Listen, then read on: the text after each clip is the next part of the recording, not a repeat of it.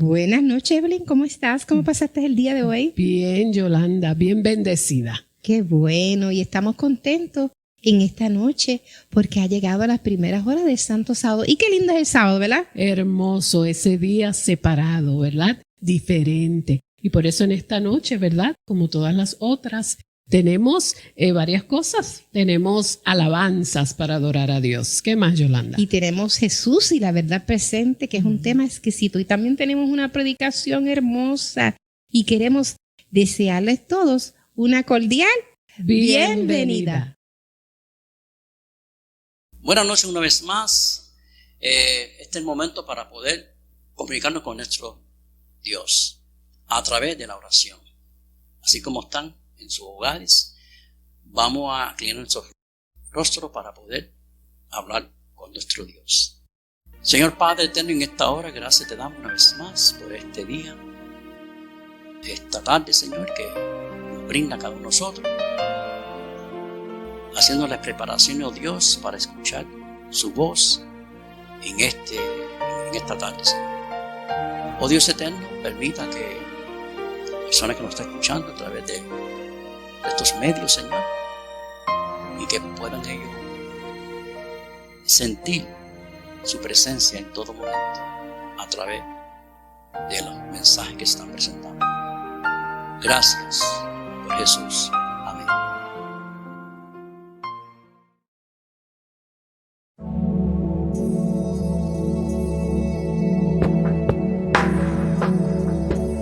Él es digno de gloria y digno de honor, el Cordero que vida nos dio.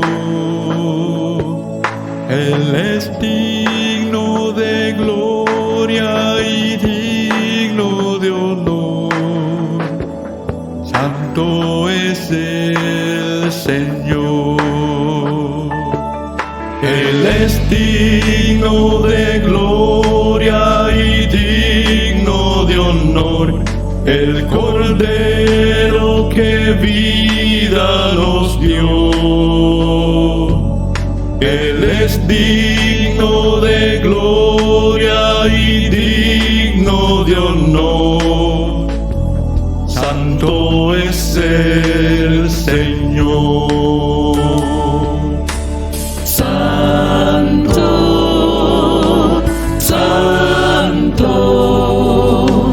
Santo es el Señor. Santo, santo, santo es el Señor. Es digno de gloria y digno de honor, el Cordero que vida nos dio. Él es digno de gloria y digno de honor,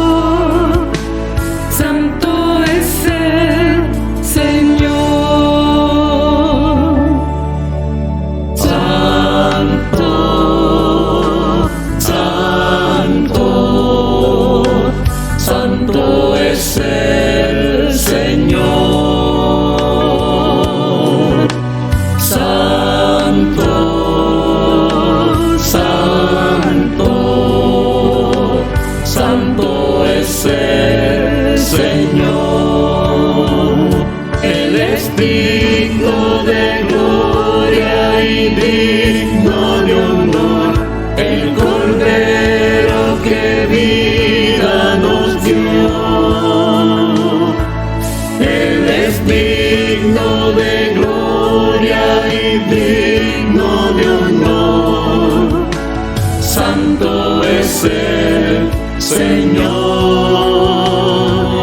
Él es digno de gloria y digno de honor, el Cordero que vida nos dio. Él es digno de gloria y digno de honor, santo es el Señor.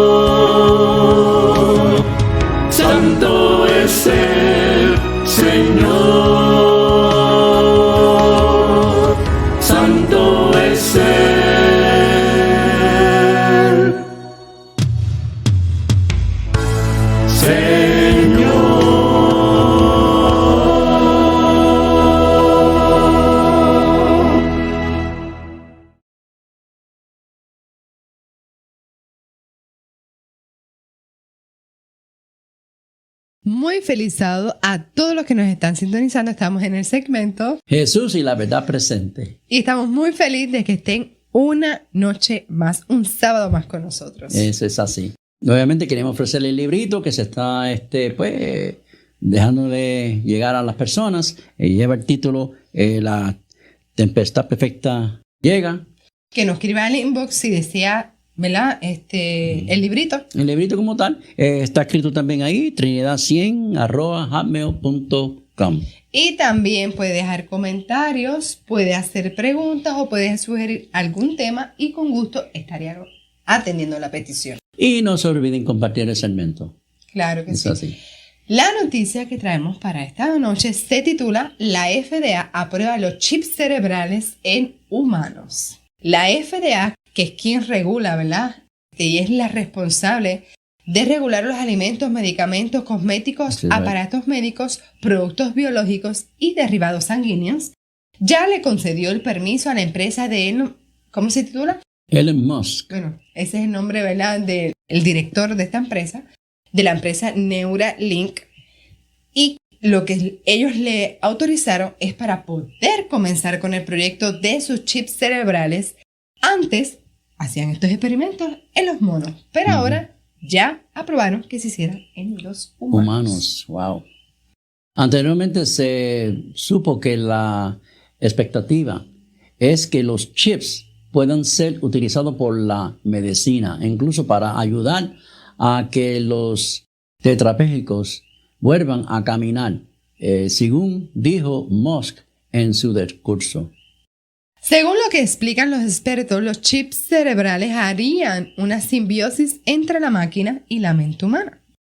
Y así podrían curarse la parálisis por ceguera o incluso el control de dispositivos por el cerebro. Así que ya no va a ser necesario ningún artefacto tecnológico para que nuestro cerebro se ligue o interactúe con la red universal de Internet. Así que lo que se nos están añadiendo ahora, ¿verdad?, es que la FDA, que es quien regula los parámetros, ¿verdad?, de todo lo que tenga que ver con la salud en el planeta Tierra, más bien ya aceptó que se lograse que este experimento se llevase a cabo antes en los monos y ahora en los humanos.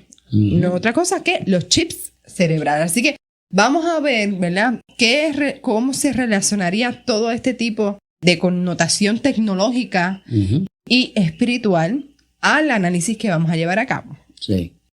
Hay una primera pregunta y dice así.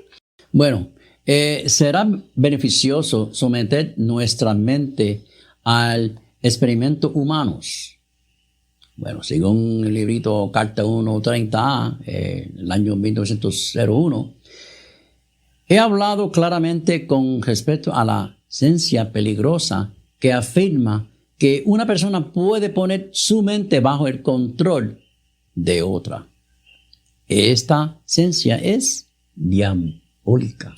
Wow. Cuando estamos leyendo esta cita, ¿verdad?, la hermana White hablaba sobre cuando las personas van a los psicólogos, ¿verdad?, para que de alguna forma ellos le libere esta situación que ellos tienen a través del hipnotismo. Y por eso ella sacó esta cita. Pero yo la presenté porque es algo bien relacionado a lo que está pasando en el mundo. Sí. Si ahora mismo se implantan estos chips en nuestro cerebro, ¿no estaríamos concediendo la voluntad de cierta manera? Porque tendríamos entonces la capacidad para comunicarnos sin artefacto alguno telepáticamente con otra persona, porque ya toda la información se procesaría vía internet. Sí. O sea, que se abre una gama bien grande en cuanto a lo que es el depósito de información y la extracción de información en nuestro cerebro. Por eso yo, ¿verdad?, incluí esta cita. Es importante que entonces la discutamos porque está relacionada a este punto. ¿Y por qué ella dice que esta ciencia es diabólica? Porque tú le estarías dando tu dominio a una persona. Eso es así. Eso es exacto. ¿Sabe? Y la Biblia claramente dice que, ¿verdad?, maldito el hombre que confía en otro hombre. Cuando a quien le debemos someter nuestros pensamientos es a nuestro Dios. Exacto. No a una red tan grande, ¿verdad?, de lo que es el Internet. Sí. ¿Hay otra cita? Sí, hay otra cita. Cuando dice que no es propósito de Dios que ser humano alguno someta su mente y su voluntad al gobierno de otro para llegar a ser instrumento pasivo en sus manos. Nadie debe sumergir su individualidad en la de otro. Es lo que tú acabas de decir ahorita. Claro, sí, esta cita se suma a la anterior. Sí. Y es que cuando nosotros permitimos, ¿verdad? Porque tú estás permitiendo que algo tecnológico, algo físico, algo que no era del plan de Dios, se implante en tu ser. Y que eso tenga una connotación bien grande, porque estamos hablando de lo que es transhumanismo y las personas tal vez que nos ven dicen, pero ¿qué es eso? Es que con la implementación de la tecnología, nuestra capacidad se desarrolla para ser un ser superior. Sí. ¿Ves? Entonces nuestra dependencia no estaría en Dios. Nuestra dependencia estaría en el humano, porque ellos empezaron este proyecto diciéndole que pueden curar a muchas personas. Sí. Pero el que cura, el que sana, quien nosotros tenemos que depender, ¿no es de Dios? Exacto. ¿Verdad? Una pregunta importante. Eso es bien interesante. Y yo quería decir algo, ¿sabes? Que es un poquito tarde, pero lo quería decirle sobre lo que se había leído de Elon Musk, el señor que se estaba hablando. Elon Musk, persona que no lo conoce, ese fue que se inventó el cohete ese. ¿Te recuerdas el cohete que fue allá al espacio y regresó para atrás? Que puede usarlo varias veces. Ese es Elon Musk. Elon Musk es un billonario. O sea, ese señor es un billonario. Y sí, es el CEO de una de las compañías más grandes. Más grande. O sea, que ese es yo lo he escuchado a él hablar muchas cosas. Y él está bien a favor de todo esto, ¿ves? Es lamentable que yo sé que él quizá está pensando para un bien, ¿ves?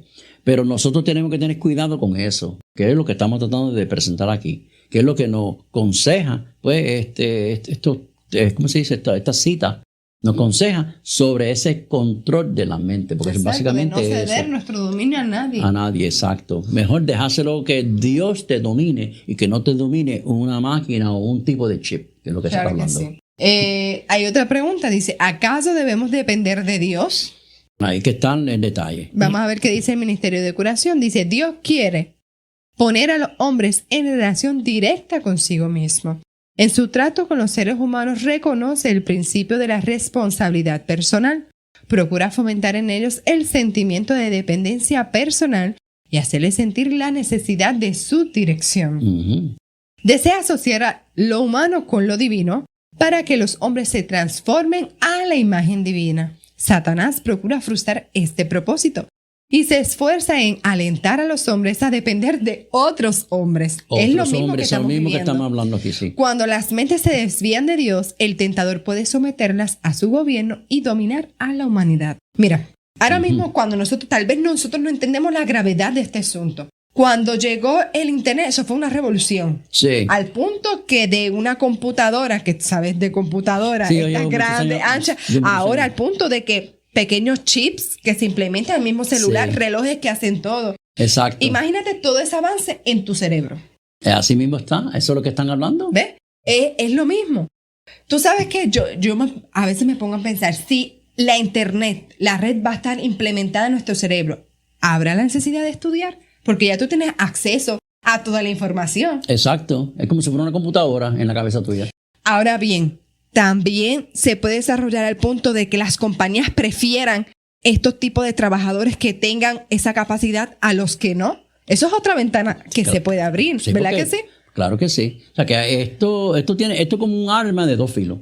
Porque por un lado se puede ver que hay algo positivo, porque uno, claro está, personas que están, vamos a decir, en silla de ruedas, qué sé yo, pues eso lo ayuda, ¿no? Pero también está el otro arma, el arma donde el control que nosotros estamos hablando, ¿sabes? Esa independencia, ¿ves? Ahí, o sea, como, en otra palabra, lo que se está diciendo es que está llegando un punto a jugar Dios. No, y también la relación, porque la persona va a decir, espérate, es que ya yo tengo todo mi conocimiento aquí. Espérate, es que ya la tecnología puede arreglar alguna enfermedad que yo tengo. Y la necesidad de Dios. ¿Para qué yo voy a depender de Dios si yo tengo acá ¿sabes? Tengo la herramienta acá que es la ciencia. O sea, donde este tipo de chip, qué sé yo, me va a ponerme a andar, qué sé yo, y eso es así. O sea, entonces yo digo, ¿para qué yo quiero a Dios? Y ¿sabes qué? Otra cosa que me preocupó. Bien peligroso. Es que de la misma manera en que las computadoras y los programas se pueden hackear, Sí. ¿qué pasará? También se puede hackear la mente también. Te puede hacer cosas que tú no quieres hacer, te lo hace. Te puede, como yo he visto unas películas por ahí, estamos hablando de películas, pero yo he visto unas películas por ahí que también hacen a la persona matar a otra persona. ¿Ah? A través de un programa, porque lo tiene un chip en la cabeza y lo programa para que esa persona mate a otra persona. La persona lo mata y no supo que lo mató. Así que, wow, a ver, lo que parecía ciencia ficción lo estamos viviendo. Lo estamos viviendo hoy en día. Increíble. Eso es lo que estamos hablando. Así que hay otra preguntita. Otra preguntita que dice, ¿cuál es el plan de Dios? Nuevamente regresamos a Dios. La aceptación de la verdad de origen celestial pone la mente en sujeción a Cristo. Entonces, la salud del alma, que proviene de recibir y seguir los principios puros, se revela en palabras y acciones de justicias. Mira, Dios quiere que nuestra dependencia sea completamente en Él, no en el humano. O sea, no podemos tener un backup de que nos alimentamos mal, llevamos una vida de libertinaje y después que la tecnología lo arregle. No, Exacto. Esa no es la idea. La idea es que nuestra dependencia sea de Dios para que cuando nosotros dependamos de Dios y empezamos a tener una relación con Él, su imagen se impregna en nosotros y nuestro pensamiento y nuestras acciones van a ir por la misma línea de nuestro Creador. Quiere decir que vamos a estar conscientes, ¿verdad? Y vamos a tener cuidado en todo lo que tenga que ver con nuestro ser, reconociendo que Él es nuestro dueño.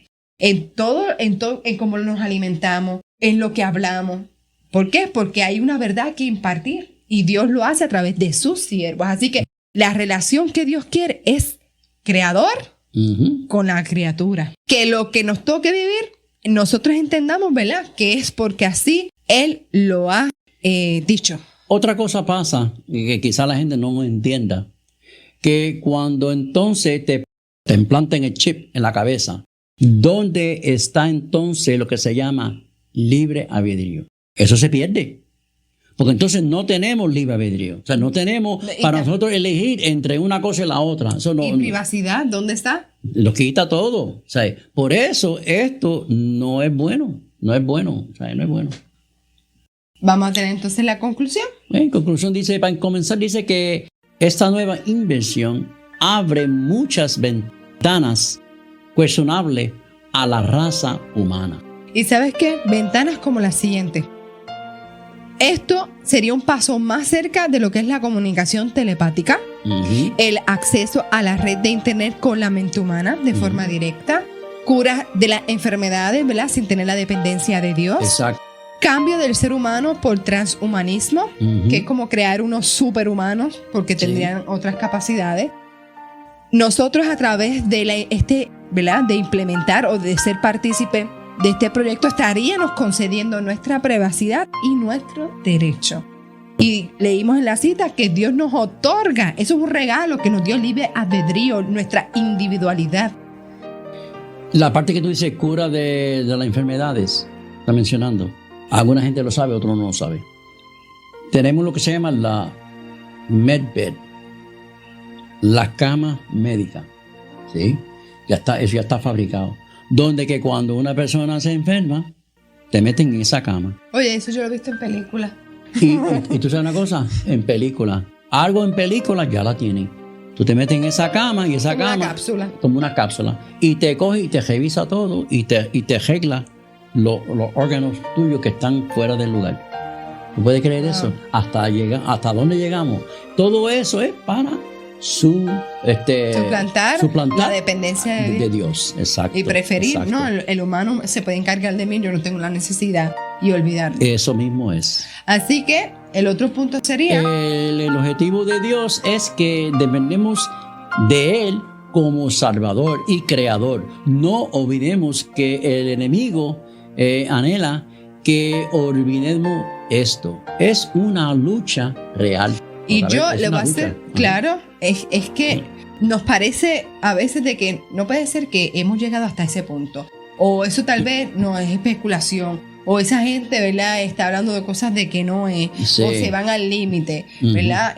Pero no, es una realidad. Y los dejo entonces con esta pregunta. ¿A quién le concederás el dominio de tu mente? Es una buena pregunta. Y esa se la dejamos para la próxima, ¿no? Claro que sí. Bueno, en esta noche concluimos, así que Hasta la próxima.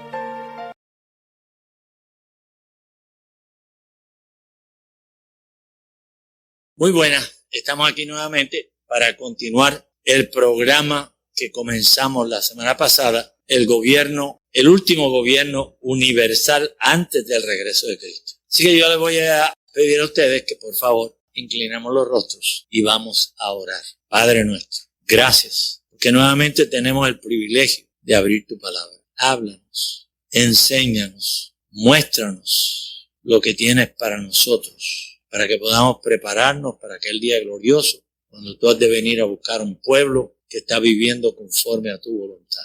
Perdónanos, asístenos, bendice a cada uno de los que hayan de escuchar esta presentación, en el nombre de Jesús. Amén. Muy bien, y dijimos que había una competencia entre los gobiernos del mundo, pero que también había una competencia en la cual se había inmiscuido el ángel caído, Lucifer, tratando de obtener la supremacía sobre el gobierno universal. En otras palabras, tratar de destronar a Dios y él ser el que permanece como gobernante universal, gobernante del mundo. Nosotros sabemos por las Sagradas Escrituras, la mayor fidelidad que podamos encontrar en cualquier parte del mundo, del universo. Las Escrituras dicen bien claras que el reino le pertenece a Dios, que Dios es el creador de todas las cosas y que Dios, al fin y al cabo, va a obtener la victoria y Él va a ser el gobernante universal, que su trono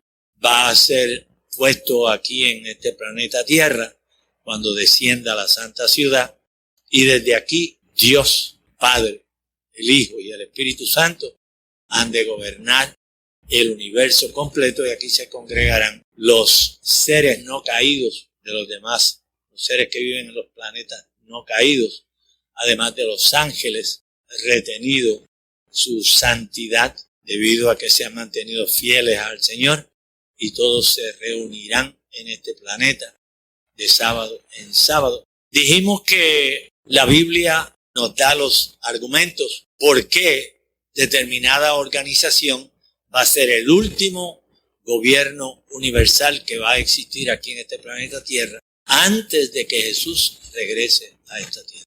Nosotros todos sabemos que Adán, una vez se dio al pecado, pues también se dio su posición para que fuera inicialmente, fue usurpada por el mismo Satanás, el dragón. Pero una vez que Cristo vino a este mundo, Él vivió una vida perfecta, sin violar ninguno de los mandamientos, sin pecar. Y Jesús adquirió el derecho, ganó el derecho de ser el representante de este planeta Tierra, el segundo Adán. Precisamente por eso es que Jesús regresa al cielo con una naturaleza humana glorificada. No era la misma naturaleza que tenía cuando estaba aquí en este planeta, porque esa naturaleza la había heredado de su madre, de María. Por supuesto, su naturaleza divina, esa por 33 años, el tiempo que tuvo Jesús aquí en la tierra, pues esa permaneció en estado independencia, separado, velada la naturaleza divina del Señor Jesús. Y los milagros eran menester llevar a cabo, las sanidades, la alimentación de los 4,000, 5,000 personas. Todos los milagros que hizo fueron por conducto, con la ayuda del Espíritu Santo. Así que Cristo ganó el derecho nuevamente de representar esta tierra como el segundo Adán y establecer su reino, su gobierno y desplazar completamente a Satanás. Precisamente por eso es que en Apocalipsis 12 dice: alegraos, oh cielos, y todos los que viven en los cielos, y hay de los moradores de la tierra, porque el diablo tiene mucha ira, sabiendo que ya le queda poco tiempo, porque él es un enemigo vencido. En otras palabras, Jesús lo venció cuando estaba aquí en la tierra. 3 veces que él intentó, cuando había terminado su ayuno de 40 días, el diablo intentó dominarlo, sobreponerse a la santidad y al poder de Jesús.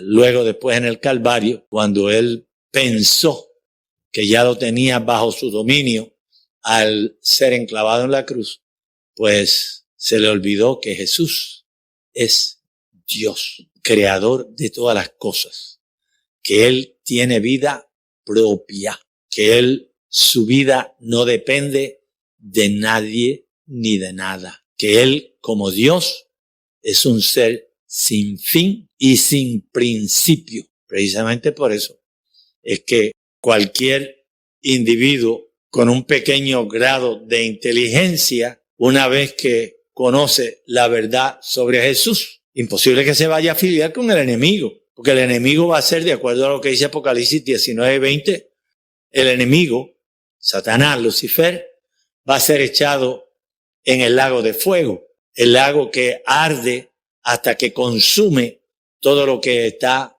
o ha sido lanzado en ese lugar.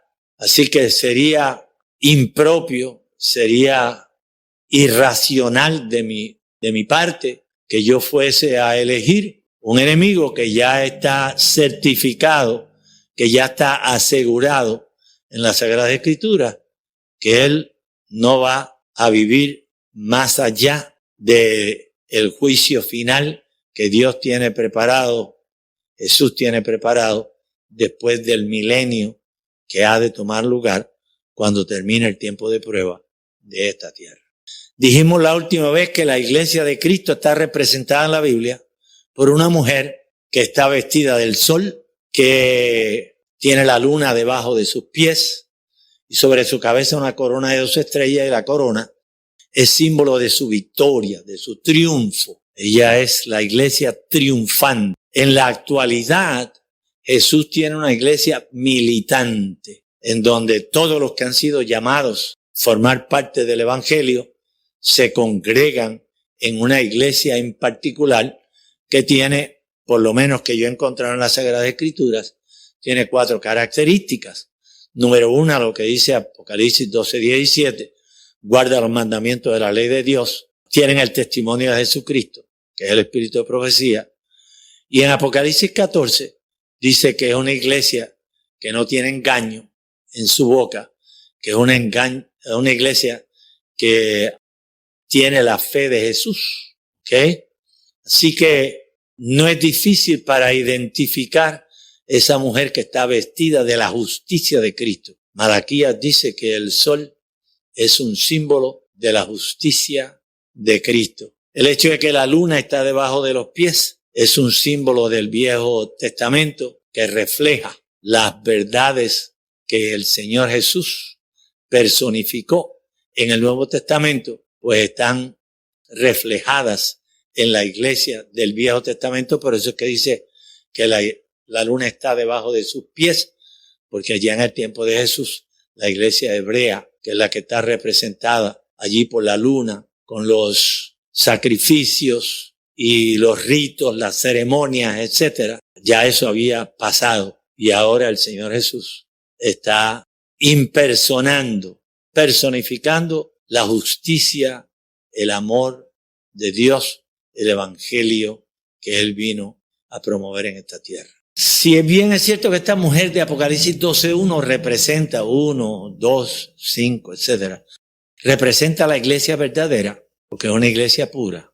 También hay otra mujer que representa la iglesia falsa, y esa mujer está descrita en Apocalipsis, el capítulo 17. Y vamos a ver que así como la iglesia de Jesús tiene su origen en el mismo Edén, también esta mujer representada, esta iglesia falsa representada en Apocalipsis 17, también tiene su origen en el huerto del Edén. El Señor Jesús le señala a Adán y Eva: enemistad pondré entre ti y la mujer, o sea, la iglesia. Y va a haber enemistad todo el tiempo entre el dragón, Satanás, el tentador allí en el huerto del Edén. Siempre va a haber enemistad. Pero dice que la simiente de la mujer va a aplastar la cabeza del enemigo, hablando de Jesús cuando en el Calvario, pensando todos los presentes, todos los ángeles que estaban allí, incluyendo a Lucifer, pensaban que ahora Jesús era prisionero de la tumba, pero él resucitó y la tumba quedó completamente vacía, lo cual no va a ser el caso de este ángel atrevido cuyo nombre es Lucifer. Así que veamos Apocalipsis 17 y vamos a leer los versículos 4 y el versículo 5. Y allí en el versículo 4 dice que la mujer estaba vestida de púrpura y de escarlata. Escarlata es rojo y el rojo simboliza pecado, simboliza sangre, derramamiento de sangre. Púrpura es un color que indica monarquía, ¿ok? Está adornada de oro, de muchas piedras preciosas, de perlas. O sea que esta iglesia que está ilustrada aquí en Apocalipsis 17:4 es una iglesia que posee muchas riquezas, una iglesia que no tiene ningún tipo de necesidad económica y en la mano tiene un cáliz, no una copa común y corriente, es una copa, un cáliz de oro. Pero dice de este cáliz de oro que estaba lleno de abominaciones y de la inmundicia de su fornicación. Y no dice adulterio, porque esta iglesia falsa es una iglesia fornicaria. En otras palabras, esta no es una iglesia que se ha casado, se ha desposado con su marido. Esta es una mujer que lo mismo le importa estar desposada, estar casada, que fornicar, que adulterar. Ella no tiene problema ninguno porque ella es presa del mejor postor, quien más poder, dinero, beneficio le vaya a provocar. Esa es la pareja a la cual ella se va a unir. Y entonces dice abominaciones. ¿Qué son abominaciones? Pues todo aquello que Dios aborrece. Y este cáliz de oro que está lleno de abominaciones, quiere decir que en este cáliz tenía algo que Dios lo abomina. Y Dios abomina los ídolos. Y lo que tiene allí es unas galletitas blancas. Y esas galletitas blancas, redonditas, la iglesia le llama la hostia, la santa cena, de diferentes maneras.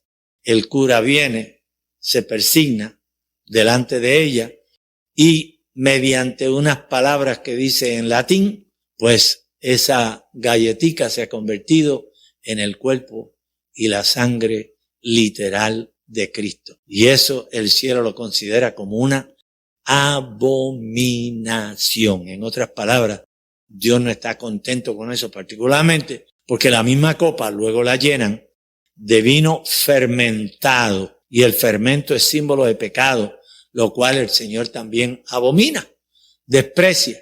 Y estos seres que participan de ese vino fermentado también le aseguran a la gente que ellos tienen el poder para convertir una galletita en un Dios literal. El versículo 5 de Apocalipsis 17 dice, y en su frente tenía un nombre escrito, para que todo el mundo lo pueda ver, para que todo el mundo la identifique. Babilonia, que quiere decir confusión porque es un nombre que proviene de lo que ocurrió en Babel del pasado, la torre de Babel, que es la ciudad precursora de lo que más tarde vino a ser Babilonia. Y Babel, por el evento que tomó allí lugar en ese momento, Dios confundió las lenguas de la gente. Por eso, pues se llama Babilonia, confusión. Pero no es una Babilonia cualquiera, no es una ciudadela. Es una ciudad en todos sus méritos. Dice Babilonia la Grande. En otras palabras, esta mujer, descrita en Apocalipsis 17, del 1 en adelante, esta mujer es grande. Esta mujer la conoce el mundo entero ¿Por qué? Porque ella tiene hijas que están ubicadas en diferentes continentes del mundo. Por eso se le llama la madre de las rameras, de las prostitutas, de las mujeres que se venden al mejor postor.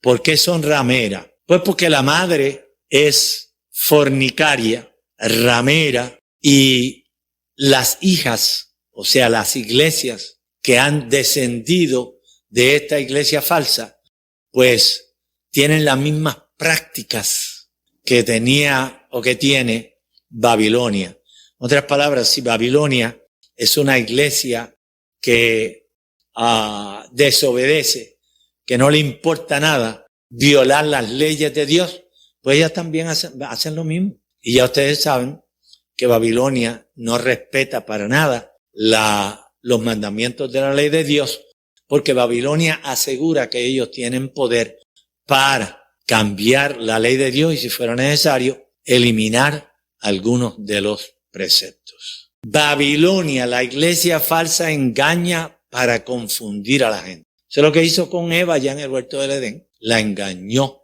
le mintió, le dijo que ella no iba a morir, que ella iba a ser como Dios.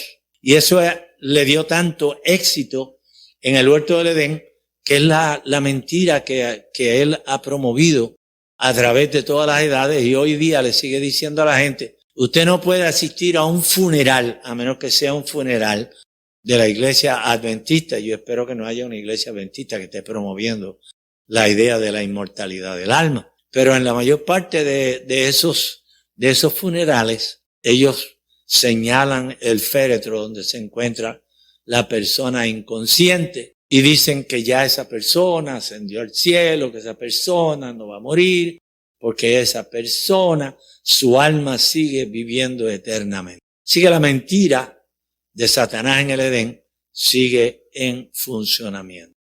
Después del diluvio, Dios le da instrucciones específicas a Noé y a su familia, y le dice que deben esparcirse por la tierra y llenar la tierra completamente. ¿Obedecieron a ellos? No, Señor. Y eso dio origen a uno de los primeros individuos que comienzan a señalar al sol como uno de los poderes del universo, y lo denomina el Dios al cual él le iba a prestar toda su adoración. Génesis, el capítulo 9, versículo 1, bendijo Dios a Noé y a sus hijos y le dijo: fructificar y multiplicar y llenen la tierra, espárzanse por la tierra. Pero ellos dijeron, bajo el liderazgo de Nimrod, nieto de Noé, que se había desviado completamente de las enseñanzas que el abuelito le había enseñado. Y ahí el versículo 4 de Génesis 11 dice: y dijeron, vamos, edifiquémonos una ciudad y una torre cuya cúspide llegue al cielo, y hagámonos un nombre, por si fuéramos esparcidos sobre la faz de toda la tierra. En otras palabras, ellos, así como Caín no quería ofrecer el sacrificio que Dios le había ordenado que ofreciera, ahora estos postdiluvianos están desafiando la autoridad divina. Así que el Señor dice en Génesis 11:7, y dijo Jehová, ahora pues descendamos, confundamos allí su lengua para que ninguno entienda el habla de su compañero. Por eso fue llamado el nombre de ella Babel, porque allí confundió Jehová el lenguaje de toda la tierra, y desde allí los esparció sobre la faz de la tierra. El Señor presenta esta mujer con un nombre que lo lleva, que le fue también puesto a una ciudad. De hecho, le fue puesto por el rey Nabucodonosor a un imperio, el imperio de Babilonia. El Señor pues también tiene su ciudad, la ciudad de Dios, una ciudad de paz, no una ciudad belicosa como el caso de Babilonia, que se envuelve en guerras, en conquista, en derramamiento de sangre, en destrucción. Jerusalén, la ciudad de Dios, asentada sobre el monte Sión, es una ciudad de paz. El monte de Jehová, el reino de Dios. Babilonia está asociada con inmundicia, paganismo. ¿Okay? Y yo quiero hacer énfasis en esto. Yo quiero que noten que Babilonia es una iglesia pagana, no una iglesia cristiana. Por más que ellos mencionen el nombre de Cristo, que tengan una cruz, que tengan esfinges, tengan estatuas de la Virgen María, estatuas de Pedro, estatuas y les adoran y les dicen que les veneran y todo lo demás, ellos no tienen nada de cristianismo. Babilonia, la iglesia esa que tiene la copa de oro, esa iglesia que tiene una galletica allí que dice convertirla en el cuerpo y la sangre literal de Cristo Jesús. La iglesia popular ubicada en Roma, en un lugar llamado el Vaticano. Esa iglesia es una iglesia pagana. ¿Por qué? Es una iglesia prostituta, idólatra, adulterio, embriaguez. Dice que los hombres se embriagan con el vino de su fornicación, traición, asesinato. Esta iglesia persiguió durante la Edad Media los verdaderos cristianos y más de 100 millones de cristianos fueron muertos por esta iglesia falsa. Por eso es que uno de los colores que la identifica es el rojo, escarlata, muerte, sangre, pecado, infierno, engaño, sacrilegio. Es una iglesia impostora, blasfema, mentira. ¿Ok? En Apocalipsis 13:2 dice que el poder y el trono que tiene le pertenecen al dragón. Ambas iglesias, la falsa como la verdadera, tienen descendencia, y eso lo dice Génesis 3:15. La descendencia de una va a estar luchando contra la descendencia de la otra, pero la descendencia de la mujer de la iglesia verdadera, que es Jesús, va a aplastar la cabeza del enemigo. Juan 8:44 dice, vosotros sois de vuestro padre el diablo, le dice el Señor Jesús a los judíos. ¿Por qué? A los hebreos, porque los hebreos habían abandonado su adoración a Dios y ahora estaban siguiendo los engaños del enemigo. Él ha sido homicida desde el principio y no ha permanecido en la verdad porque no hay verdad en él. Cuando habla mentira, de lo suyo habla porque es mentiroso y padre de la mentira. Así que Babilonia es la iglesia del dragón. Esa es la novia, la esposa, la amante del dragón. Todos los que quieran aprender un poquito más en relación a Babilonia, lean el libro Las dos Babilonias de Alexander Hislop. ¿Ok? Nimrod, nieto de Noé, levantó la torre de Babel y según Hislop, Nimrod estaba casado con una mujer que se llamaba Semiramis. Para los habitantes de ese mundo entonces, ella era una diosa. Tenían un hijo, se llamaba Tamuz, aparece en el capítulo 8 de Ezequiel, donde dice que las mujeres hebreas iban a un bosquecito que tenían detrás del templo de Jehová a adorar a Tamuz. Las creencias y prácticas de la Babilonia histórica pasaron de un imperio al otro hasta llegar al imperio romano y de allí pasan al poder que le sigue al imperio romano. El imperio romano terminó su función en el año 538 y en ese tiempo se le cedió el poder al obispo de Roma, declarándolo el Papa, declarándolo el líder de todas las iglesias del mundo. César, el emperador romano, también exigía adoración. Así que, como él se declaraba a sí mismo, César, como un ser divino, pues eso se lo pasó al obispo de Roma, que más tarde y que hoy día se conoce como el Papa de la Iglesia Católica. Este emperador de Roma adoraba el sol.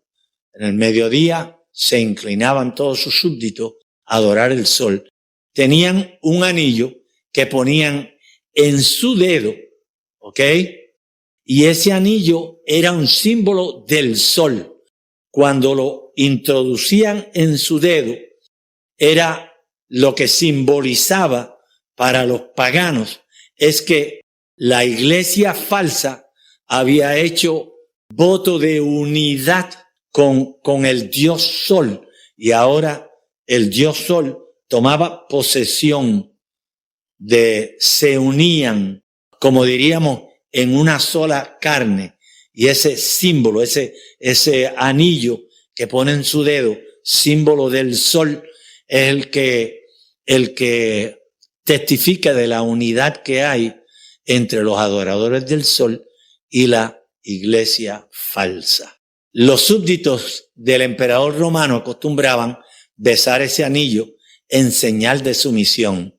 La práctica, ustedes saben, que pasó a Roma, y de la Roma pagana a la Roma papal, y por eso vemos que hay gente que cuando este señor, el señor que le dicen el Papa, llega a un país que no es el suyo, pues le besan la mano, algunos le besan los pies y otros le besan el anillo. En Apocalipsis 17:1 y en adelante nos señala las tres etapas o los tres aspectos que describen a Babilonia, esa iglesia falsa y el control que va a tener sobre los habitantes de la tierra.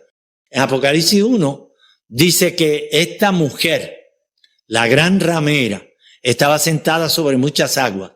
Si está sentada sobre muchas aguas, por eso es que cuando un Capitolio o la habitación donde habita el dirigente de un país, se le llama la sede de ese país o de ese gobernante. Por eso al Vaticano le llaman la Santa Sede. ¿Por qué? Porque la ramera está sentada sobre muchas aguas.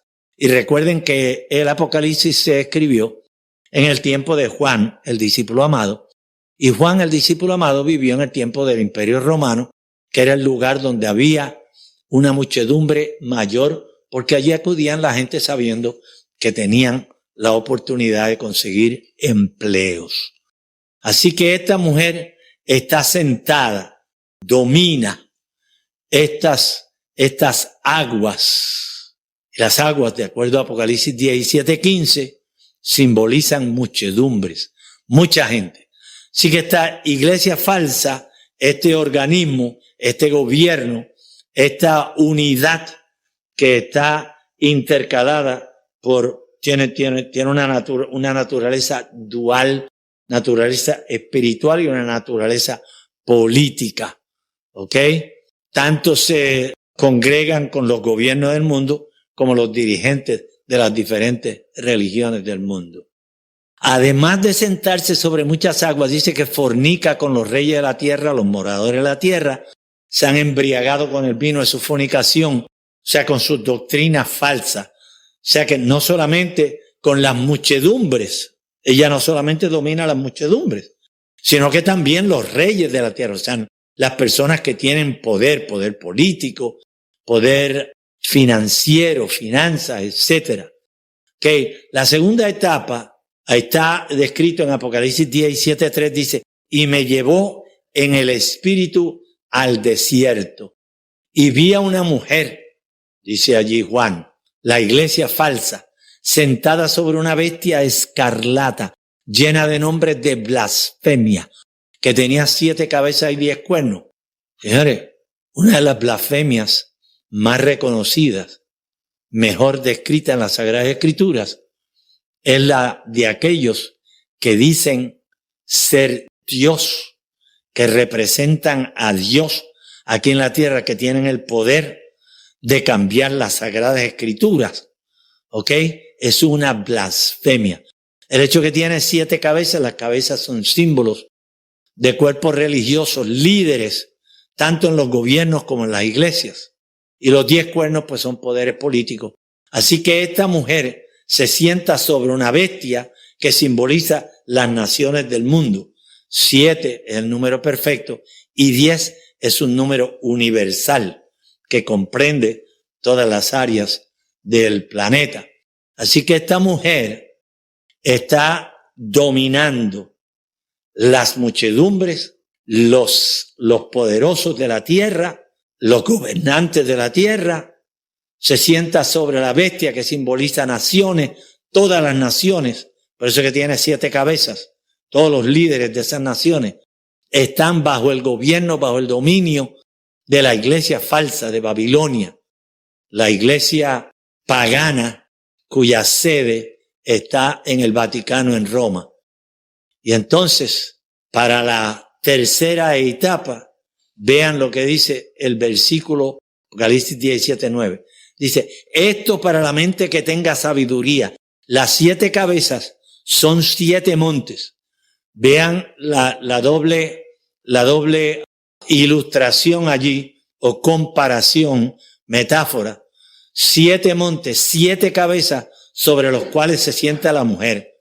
El hecho es que si la mujer representa la iglesia falsa, el Vaticano solamente se sienta sobre uno de los montes, que se llama precisamente Vaticanos. Roma, la capital de Italia, está sentada sobre 10 montes. En uno de esos montes se ubicó el Vaticano. En otras palabras, las cabezas y los montes son simbólicos aquí en el versículo 9. ¿Y qué simbolizan los montes? Pues de acuerdo a lo que dice Daniel capítulo 9, Daniel el capítulo 9 y el versículo 16. Eso está claro allí donde dice bien claro. Dice, oh Señor, conforme a todos tus actos de justicia, apártese ahora tu ira y tu furor de sobre tu ciudad Jerusalén, tu santo monte.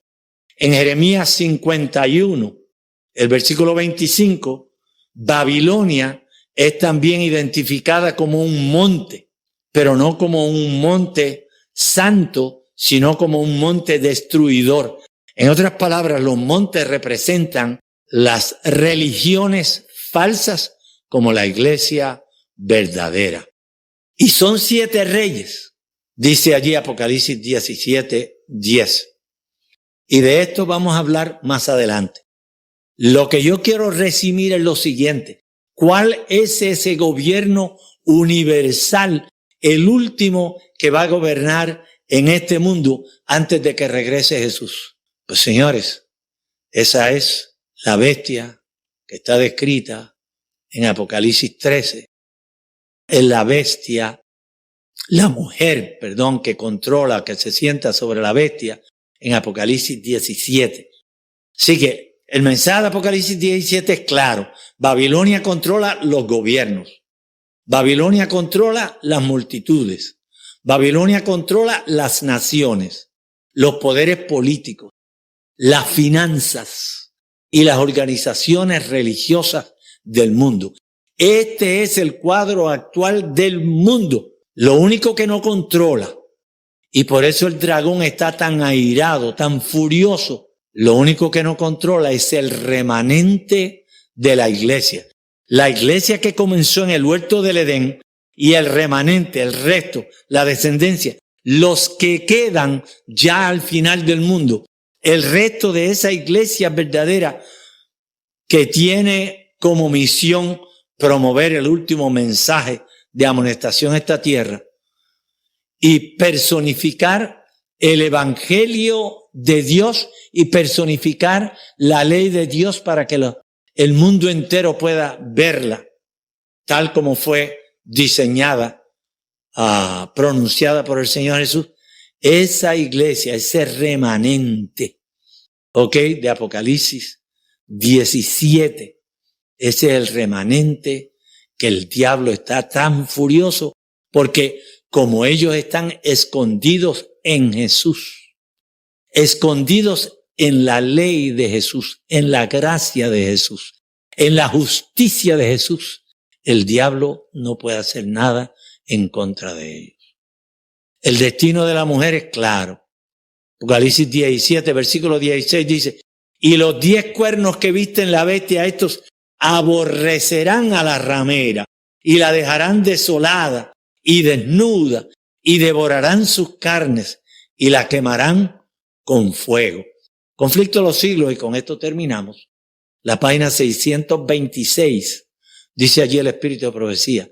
La Iglesia Católica Romana, al unir las formas del paganismo con las del cristianismo y al presentar el carácter de Dios bajo falsos colores, como lo presentaba el paganismo, recurrió a prácticas no menos crueles, horrorosas y repugnantes.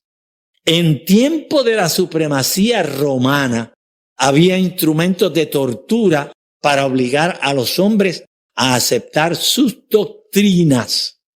Existía la hoguera para los que no querían hacer concesiones a sus exigencias. Hubo horribles matanzas de tal magnitud que nunca será conocida hasta que sea manifestada en el día del juicio. Pocos saben los protestantes lo que están haciendo. Al unirse con Roma en el plan de establecer un día semanal para dedicárselo al sol, Sun Day. La iglesia falsa va a obligarte o querer obligarte a que vayas a la iglesia en domingo. Y eso no es problema ninguno. El problema es que te van a impedir ir a la iglesia el sábado. Te van a cerrar la iglesia los sábados y el diablo tiene la seguridad que puede hacerlo porque ya lo logró mediante la pandemia. Mientras los protestantes tratan de realizar su propósito, imponer un día de santidad al mundo, sin darse cuenta que están yendo completamente, directamente en contraposición a la ley expresa de Dios. Mientras ellos tratan de realizar su propósito, Roma tiene su mira puesta en el restablecimiento de su poder y tiende a recuperar su supremacía perdida, señores. Y entonces se cumple lo que dijo el Señor Jesús. En ese día no entres a recoger nada. Huye, vete, porque la persecución va a ser grande.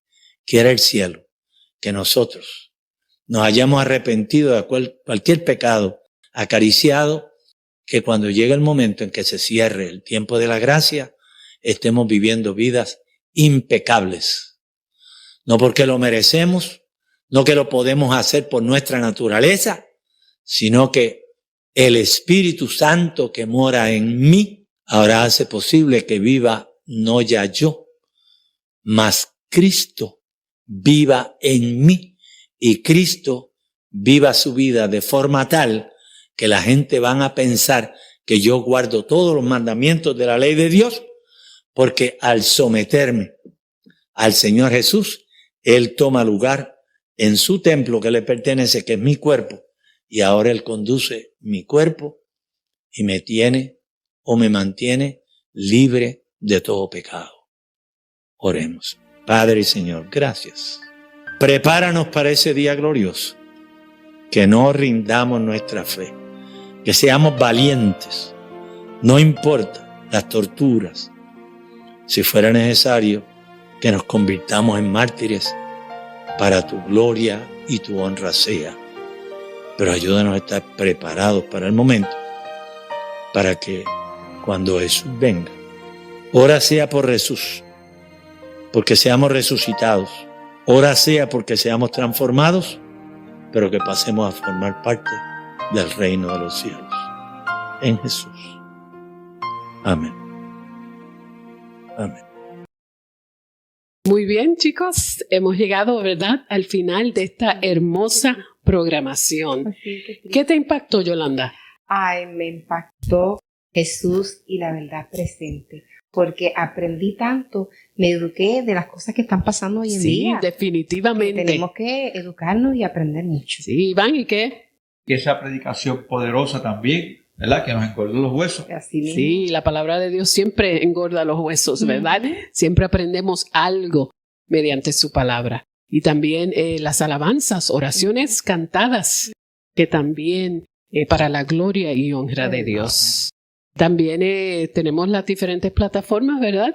Que todos aquellos, ¿verdad? No hay excusa, todos podemos de alguna manera u otra conectarnos. Está Facebook, está YouTube, Rumble, Instagram BitChute. y BitChute. Así que les invitamos para que no se lo pierda, que pueda conectarse a través de una de esas plataformas para que pueda ser bendecido, como decimos, ¿verdad? Nosotros en esta noche. Y con eso le queremos decir que les esperamos.